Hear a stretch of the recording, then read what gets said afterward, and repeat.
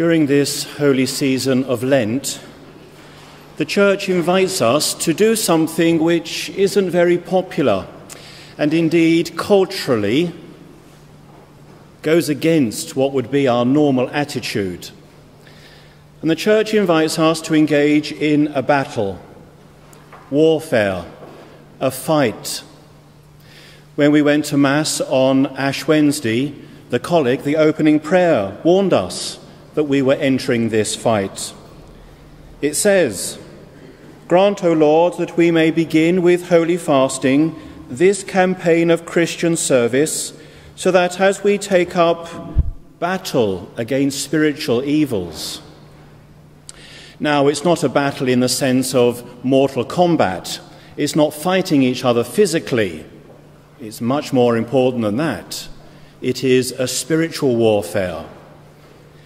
And often what people will want us to believe is that in fact that's not warfare at all. And in many ways that's the trick the devil wants us to engage in. He wants us to think that there is no fight, that there is no battle. But be under no illusion, the Christian faith is under attack. And it will be, it will always be, because God comes in his Son Jesus with a very simple message. And the message is that he loves us. And the consequence of that very simple message is that people will always fight and rebel against it. In Old Testament times, they believed that they did have the presence of God with them, and it was with them in the covenant that God had made between his people, that Moses, in those tablets of stone, in the commandments. And those tablets of stone were kept in the ark. And when the Old Testament people went into battle, they took that ark with them. And when the ark was with them, the battle would always be won. Rather oddly, not quite sure how they did it, but on a couple of occasions, they lost the ark. They lost the presence of God. They lost those tablets of stone that God had given them, the rules which were to be written on their hearts. And when they lost those stones, that covenant, that ark, the battle was lost. It was Harrison Ford in that fabulous film, Raiders of the Lost Ark. What he was doing was reminding us and was trying to find the ark that was lost. But when the covenant was with them, when God was in their presence, the battle was won. In the book of the Apocalypse, the Revelation to St. John, we hear where that ark now is. The sanctuary of God in heaven was opened, St. John tells us in his Revelation, and the ark of the covenant could be seen in it. Now a sign appeared in heaven, a woman adorned with a sun, standing on the moon, and with 12 stars on her head for a crown. She was pregnant and in labor, crying aloud in pangs of childbirth. Now St. John tells us that that covenant, that ark, is now in heaven, as we glimpse. But St. John also tells us who the new ark of the covenant is. And the new ark is Our Lady, Mary, as she brings not just a message of God, not just a token of divinity, not just a sign of the relationship between God and man, but God himself. Because Mary, as the bearer, as the carrier, as the means by which God comes into our world, Mary becomes the ark of the new and eternal covenant. And inevitably, when that ark comes, as St. John tells us, the first thing that people want to do is to destroy it and to do away with it.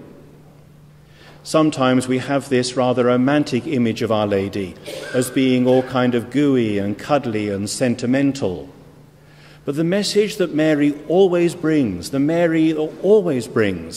is a message of a warrior, a fighter, a bringer of the news of love, which consequently will bring this rebellion.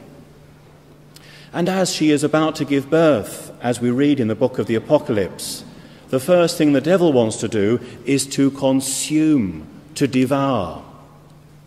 Imagine the situation of a mother giving birth in a maternity ward, and outside there are people who want to destroy. It's that kind of image that St. John, in his Revelation, is trying to get across to us. That Mary, Our Lady, brings a new message, a message of God who has come to us in his Son. But even more than that, the God in his Son stays with us, because in every church there is a new ark. As on the main, hopefully, place in every church, there is a tabernacle, and in that tabernacle Jesus abides. He abides permanently, as a permanent and constant reminder of his presence, of his abiding presence with us. So we must never be surprised when churches, both physical and temporal, come under attack, because that's what the message of love does in others, causes them to rebel. And as Our Lady, as we come into the New Testament, the first thing that she does when she has news that she is to be the bearer of God himself, of Jesus Christ, she goes to her cousin Elizabeth. And Elizabeth is able to recognize who she is. And John, in her womb, leaps for joy in exactly the same way as David danced before the ark in the Old Testament. John, in the New Testament, dances with joy before God, before the ark of the new covenant of Our Lady. And again, she brings a message, not of gooey sentimentality, but a message of a warrior. And she sings her Magnificat as she raises her heart to God. And she warns that the powerful will be brought down, the proud of heart will be humbled, princes who exalt themselves will be lowered. We must never be surprised when the Christian gospel of love is proclaimed, that there will always be a rebellion against it. And Our Lady of Fatima, the message that she brought was a message that there would be war. And the 20th century was marked by that message that she brought, the attack on the church of communism. But Mary is now in heaven, and she prays for us. She gives us the weapons, and the weapons are the weapons that we have been given at the beginning of this holy season, as we took on weapons of self-denial, of prayer, and Our Lady gives the weapon of the rosary. Now those who engage in battle, a mortal battle, they may well think, well, what good will those do? Surely we need guns and arms and combat.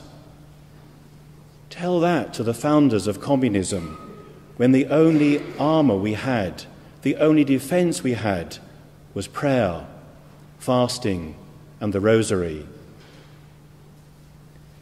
During this holy season of Lent, we engage in a very real battle.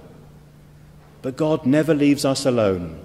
He gives us the warfare combat equipment to be able to fight against all those who would rise up and try and defeat that message of love, that message which Mary bore for us in her own womb, and that message which abides with us in every church and in every tabernacle throughout the world. Our Lady of Fatima, pray for us.